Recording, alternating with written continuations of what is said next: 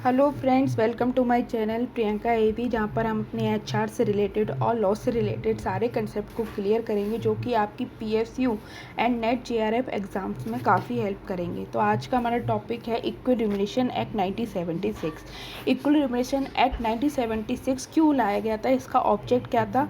इसका ऑब्जेक्ट था equal wages to man and women works, के भैया इक्वल मैन और इक्वल वुमेन्स की वेजेस होनी चाहिए। इसका मेन मोटिव यही था। इस एक्ट में कुछ इम्प्लीमेशन करे गए जो कि करे गए थे हमारे 1987 के अंदर। 1987 से पहले क्या होता था कि equal wages for man and equal wages for women होना चाहिए थे, लेकिन 1987 के बाद जो फोकस किया गया था वो सबसे ज़्यादा और किस चीज़ पे किया गया था? No discrimination. नो डिस्क्रिमिनेशन किस में? सब्सिक्वेंट्स में। सब्सिक्वेंट्स क्या होते हैं? जैसे कि प्रमोशन हो गए, ट्रांसफ़र हो गए। इस तरह से नहीं होना चाहिए कि मैन को दे दिया जाए, वुमेन्स को दे ना दिया जाए, वुमेन्स को दे दिया जाए, मेंस को ना दिया जाए। इसमें इक्वलिटी लाने के लिए इसमें 1987 में इम्प्लीशन किया गया और इस सेक्शन को भी ऐड किया गया और कहा गया कि भाई आज से नो डिस्क्रिमिनेशन सब्सिक्वेंट्स भी होने चाहिए। उसके बाद सेक्शन 2 इस एक्ट के अंदर 18 सेक्शन है। जो फर्स्ट सेक्शन में टाइटल दिया गया है, सेकंड सेक्शन में क्या दिया गया है? डेफिनेशन दी गई हैं, जो जिनमें से कुछ डेफिनेशन बहुत इंपॉर्टेंट हैं एग्जाम के व्यू से। जैसे पहला हमारा पॉइंट आ जाता है एप्रोप्रिएट गवर्नमेंट। एप्रोप्रिएट गवर्नमेंट कौन सी होती है? एप्रोप्रिएट गवर्नमेंट जो होती है वो सेंट्रल और स्टेट दोनों को मिलाकर बनाई जाती है। सेंट्रल कुछ पार्ट देखती है एप्रोप्रिएट गवर्नमेंट में इस एक्ट के अंदर, और कुछ पार्ट जो है वो स्टेट गवर्नमेंट देखती है। सेंट्रल क्या क्या देखती है? जैसे कि इसके अंदर कौन कौन सी चीज़ें आती हैं? सेंट्रल गवर्नमेंट के अंदर आ जाता है रेलवे हो गया, बैंकिंग कंपनी हो गई, माइन हो गया, ऑयल फील्ड हो गई, मेजर पोर्ट हो गए और एनी कॉरपोरेशन हो गया। जो रिमेनिंग रह जाता है वो सारा कौन देखता है? स्टेट गवर्नमेंट देखती है। कॉमेंसमेंट मैंने इसका बता दिया कब हुआ था? 8 मार्च 1976 को हुआ था। इसके बाद एम्प्लॉयर कौन होता है? वैसे तो मैं ग्रेजुएटी एक्ट के अंदर पूरा एम्प्लॉयर को ब्रीफली एक्सप्लेन करूँगी। इधर सिर्फ इतना समझ लो कि एम्प्लॉयर वो होता है जो एम्प्लॉयमेंट देता है और एम्प्लॉयमेंट के साथ साथ वो सैलरी भी पे करता है अपने एम्प्लॉयज़ को। मैन और वुमेन्स कौन होते हैं? Human beings. ये तो समझने वाली बात है कि ह्यूमन बींग्स ही मैन और वुमेन्स होंगे और मैन और वुमेन्स को ही मिला के क्या बनते हैं? एम्प्लॉय बनते हैं। दूसरा आ जाता है नोटिफिकेशन। यहाँ पे नोटिफिकेशन का मीन्स है पब्लिश ऑफिशियली गैजेट। जो ऑफिशियली गैजेट के द्वारा पब्लिश होगा वही नोटिफिकेशन कहलाएगा। अब एक इसमें इम्पोर्टेंट और इतना सब कुछ पढ़ने की ज़रूरत नहीं है। इसमें यही 3-4 इम्पोर्टेंट हैं, जिसके इम्पोर्टेंट जो फैक्ट है वो ये याद रखना कि एप्रोप्रिएट गवर्नमेंट का पूछ सकता है कि जो हमारा जो एक्ट है इक्वल रिम्यूनरेशन एक्ट, इसके अंदर एप्रोप्रिएट गवर्नमेंट सेंट्रल गवर्नमेंट किस किस सेक्टर्स को देखती है। तो इसमें इस बात को ध्यान रखना, हो सकता है वो पूछ ले कि बैंकिंग सेक्टर किसके द्वारा देखा जाता है, तो ये इम्पोर्टेंट है, ये बाद में ऐड हुआ है बैंकिंग सेक्टर। इसके बाद हमारा आ जाता है act to have overriding effect. ये एक्ट जो है वो ओवर राइडिंग इफेक्ट रखता है। ये एक्ट जो आया है हमारा, जैसे कि आप लोगों को पता है ये एक्ट आया है 1976 में ये एक्ट हमारा आया है। अब 1976 से पहले कंपनी और फैक्ट्रीज जो होती थी वो अलग अलग लॉ को अडॉप्ट कर रखा था उन लोगों ने और उसके अकॉर्डिंग काम करती थी। लेकिन इस एक्ट ने, ये एक्ट जो है वो ऑल ओवर इंडिया अप्लाई हुआ। तो इस एक्ट ने जो भी, सपोज़ किसी कंपनी ने ए लॉ अडॉप्ट करा हुआ है और ये है बी, तो इसका इतना फैक्ट होता था कि ये जो लॉ आ रहा है वो ए को अफेक्ट करता था, ओवरराइड कर लेता था। कि अगर ए लॉ एक तरह से बी जो है वो ए को अफेक्ट करके चलता था, हर जगह बी को अप्लाई करना होता है। वो सिर्फ एक स्पेशल केसेस होते थे जहाँ पे ए अप्लाई होता था, अदरवाइज़ बी को ही अप्लाई, मतलब लेबर एक्ट जो हम पढ़ रहे हैं इस समय, इक्वल रिम्यूनरेशन एक्ट, वही अप्लाई होगा। इसके स्कोप और कवरेज क्या क्या हैं? ऑल ओवर इंडिया इसके स्कोप हैं, ये हर जगह अप्लाई होता है। एजम्पशंस क्या हैं? एजम्पशंस इसमें सिंपल सी हैं, वैसे तो ये हर जगह अप्लाई होता है, लेकिन फिर भी कुछ चीज़ें से अगर सेंट्रल गवर्नमेंट और स्टेट गवर्नमेंट किसी तरह का डिक्लेरेशन कर दे इसके रिगार्डिंग, तो ये एक्ट अप्लाई नहीं हो सकता है, या कुछ एरिया में अप्लाई नहीं हो सकता है या हो सकता है। और एजम्पशन ये भी हो सकती है कि कोई मैन या वोमेन है जो स्पेशल कैटेगरी में आ रहे हैं, चाहे वो चाइल्डहुड से आ रहे हों या वो स्पेशल मैरिज के बाद आ रहे हो, किसी भी चीज़ से आ रहे हो, तो ये एक्ट वहाँ पर अप्लाई नहीं हो सकता है।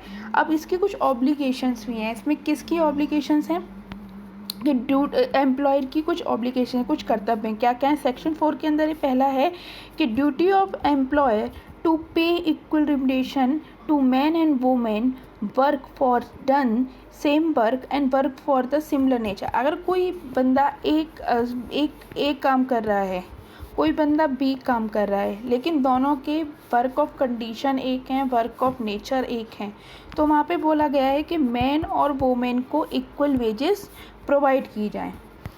दूसरा इसमें सेक्शन 5 है, no discrimination to make while recruiting man और वोमेन वर्कर्स।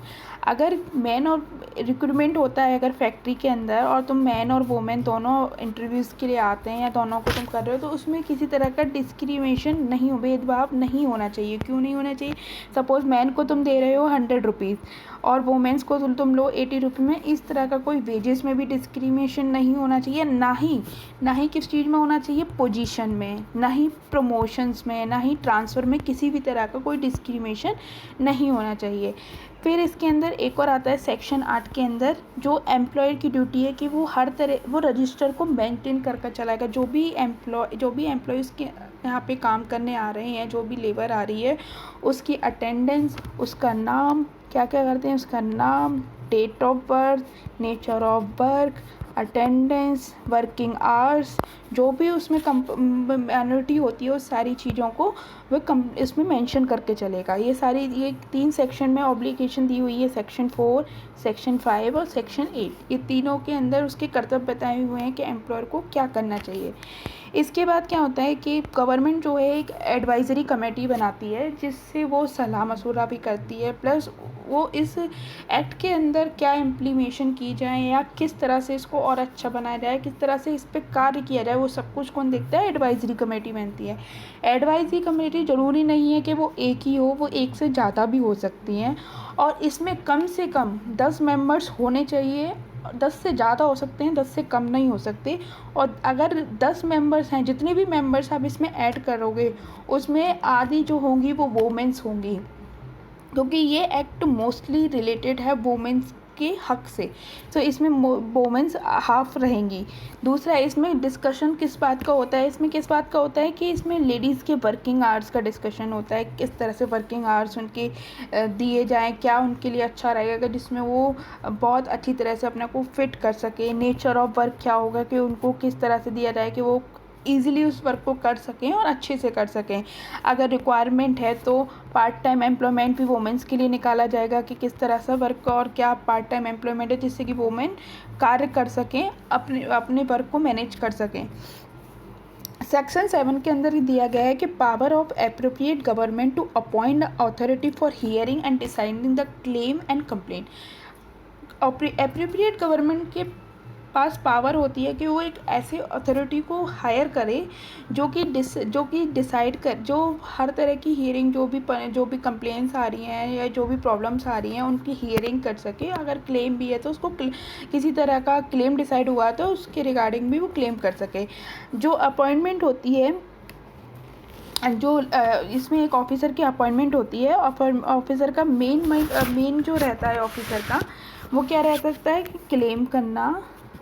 अगर कोई जो कोई नॉन पेमेंट वेजेस हैं किसी वर्क के अंदर, इक्वल जब बोला हुआ है कि इक्वल मैन और वुमेन का होना चाहिए, तो इस कंडीशन में वो एम्प्लॉयर से क्लेम कर सकता है जितना कि उसने गड़बड़ की है उसमें वेजेस देने में।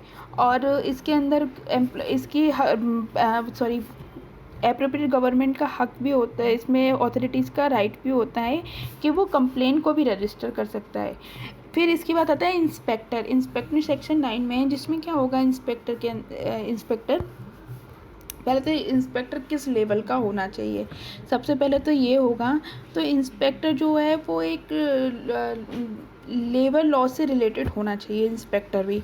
दूसरा कि जो इंस्पेक्टर काम करेगा वो section 21 of Indian penal code के अंदर काम करेगा। और इंस्पेक्टर क्यों अपॉइंट करते हैं? इंस्पेक्शन करने के लिए इंस्पेक्टर करते हैं, क्योंकि कोई भी अगर कोई कंपनी से लेबर आ रही है, क्या कंप्लेन कर रही है कि इस तरह से पेमेंट नहीं मिल रही है, या फिर ट्रांसफ़र नहीं कर रहे हैं, या फिर प्रमोशन नहीं कर रहे हैं, पार्शलिटी कर दिए, तो इंस्पेक्टर इसलिए अपॉइंट किया जाता है कि पहले वो इसका इंस्पेक्शन करेगा कि ये बात सही है या ये गलत है, एम्प्लॉयर की गलती है या एम्प्लॉय झूठ बोल रहा है। कोई भी सिचुएशन बन सकती है, इसके रिगार्डिंग इंस्पेक्टर को अपॉइंट करते हैं। इंस्पेक्टर के क्या राइट होते हैं कि वो उसका जो रीज़नेबल वर्क टाइमिंग होती है एक कंपनी की, वो उसमें कभी भी एंटर हो सकता है बिना किसी नोटिस पीरियड के, और चेकिंग कर सकता है सारी डॉक्यूमेंट्स की, रजिस्टर्स की, और उनकी सबकी कॉपी भी अपने पास वो रख सकता है। अब इसके अंदर आ जाते हैं राइट ऑफ एम्प्लॉय। एम्प्लॉय के क्या राइट होते हैं? एम्प्लॉय के क्या राइट होंगे कि वो कंप्लेंट कर सकता है एम्प्लॉयर के अगेंस्ट जो होगा, अगर और claim arising out of non payment of wages of equal reimbursement में अपना वो क्लेम कर सकता है कि हमें इक्वल राइट्स नहीं मिला है, और जो नहीं मिला है उसे हमें चाहिए, उसको हम क्लेम करते हैं। ये सब ड्यूरेशन कितने दिन की होती है? 30 डेज़ की होती है। राइट ऑफ एम्प्लॉयर क्या है? सेक्शन 11 के अंदर दिए गए हैं कि एम्प्लॉयर का यही राइट है कि अगर उसको लग रहा है कि जो इंस्पेक्टर है, जो उसने जो क्लेम किया है, जो कंप्लेंट करी है, वो गलत है और इस चीज़ को एम्प्लॉयर प्रूव कर सकता है, तो विद इन 30 डेज़ के अंदर उसको अपनी अपील करना होगा, अपील फाइल करानी होगी। अब इस सेक्शन 10 के अंदर हम पढ़ेंगे कि ऑफेंस और पेनल्टीज़ क्या क्या हैं। ऑफेंस और पेनल्टीज़ क्या है? अगर सपोज़ कोई इंस्पेक्टर चेकिंग के लिए गया हुआ है और उसने उससे रजिस्टर मांगा है और डॉक्यूमेंट्स मांगे, लेकिन एम्प्लॉयर उसको देने में उस टाइम में झिझकता है या फिर उसके पास नहीं होते, वो बहाने करता है और इंस्पेक्टर को लगता है कि इसके पास नहीं है और वो फेल हो रहा है, तो इस केस में क्या होगा? उसको अप टू 1 मंथ की जेल हो सकती है या 10,000 रुपये का उसको फ़ाइन लग सकता है। ये डिपेंड करता है केस पे। अगर ज़्यादा कुछ प्रॉब्लम आती है या तो बड़ा कोई फ्रॉड का केस लगता है, तो इस ड्यूरेशन में वो दोनों को भी अप्लाई कर सकता है इंस्पेक्टर एम्प्लॉयर के ऊपर। दूसरा होता है कि अगर देखता है कि अगर सपोज़ एम्प्लॉय कहते हैं कि एम्प्लॉय अपना एविडेंस अपनी कोई भी लेबर जो है वो किसी तरह की कंप्लेन करती है एम्प्लॉयर के रिगार्डिंग, और एम्प्लॉयर उसमें अपना एविडेंस सामने लाने में असफल हो जाता है, वो नहीं दे पाता है, अपनी क्लियरिटी नहीं दे पाता है, तो इस केस में भी सेम उसको चार्ज लगेंगे। क्या लगेंगे? अप टू 1 मंथ का रहेगा उसको इम्प्रिजमेंट, और फाइन भी लगेगा उसको 10,000 रुपीज़ का। Thank you friends. आज हमने पढ़ा है द इक्वल रिम्यूनरेशन एक्ट 1976। अगर आपको मेरी वीडियो अच्छी लगी हो तो प्लीज़ मेरे चैनल को सब्सक्राइब जरूर करें, मेरी वीडियो को ज़्यादा से ज़्यादा शेयर करें, और प्लीज़ लाइक ज़रूर करें। अगर आपको मेरी वीडियो अच्छी नहीं लगी तो प्लीज़ अनलाइक करके कमेंट करें कि किस तरह से मैं इसको और सुधार सकूँ। Thank you guys, bye bye.